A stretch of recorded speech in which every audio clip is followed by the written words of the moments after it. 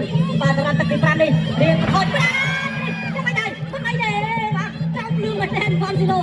អូយគាត់ស្ដាំមកពីសវណ្ណខេមបាទជើងឆ្វេងចេញច្រើនឥឡូវចេញស្ដាំម្ដងគាត់ស្ដាំពីបាទសវណ្ណខេមគាត់សូមមកវិញពីហ្វនស៊ីឡូបាទរៀងបន្ថយតិចហើយបាទរៀងបន្ថយតិចឥឡូវនេះបាទសល់1នាទីចុងក្រោយលោកឆ្វេងដើរស្ដាំពីសវណ្ណខេម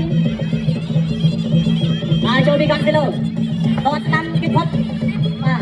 សវណ្ណខេមបាទឯឡងឆ្វេងមកគាត់នេះគេថាអូមែនទេកាត់ឆ្វេងសុំឆ្វេងមកវិញបាទហើយហ្វនស៊ីឡូនេះគាត់តោះណាតែសវណ្ណខេមយើងតោះដែរគាត់ស្ដាំពីសវណ្ណខេមបាទចុងទឹកទី5ឥឡូវនេះតែចូលតូនខាងក្រៅពីហ្វនស៊ីឡូខ្ញុំជឿថាមួយប្រកួតនេះបាទខាងស្ប៉ាញនឹងស្គាល់បាទជួយសវណ្ណខេមច្រើនយ៉ាងមិនដែរ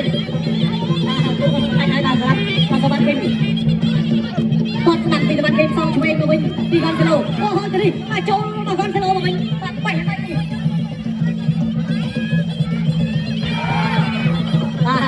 ចំទឹកបាទចំទឹកទី5ពីនេះហ្វៃនលអូយចំទឹកទី5អូមែនទេបាទហ្វនស៊ីឡូនេះបាទមុំរបស់គេបងប្អូនបាទសឹកចិត្តបែកបាទដូចជាមិនបង្វេងអីណាទេបាទតែបើកម្លាំងរបស់គាត់ពេញ5ទឹកនេះរូបភាពយឺតបាទចាប់ពីទឹកទី5បាទពេលថាទេទាំងពីរបាទបន្ថយបន្តិចតែថាតែ4ទឹកទៅទៅបាទ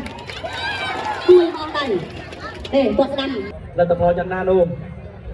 បានមកដល់ដៃហើយបាទអរគុណដូច្នេះក្រោយចប់ការប្រកួត5ទឹកបាទបងប្អូនគិតថាខៀវឬក៏ក្រហមបងប្អូនម្ចាស់ពៀនហ្គេមស្មើគុណខ្មែរបានទៅលើ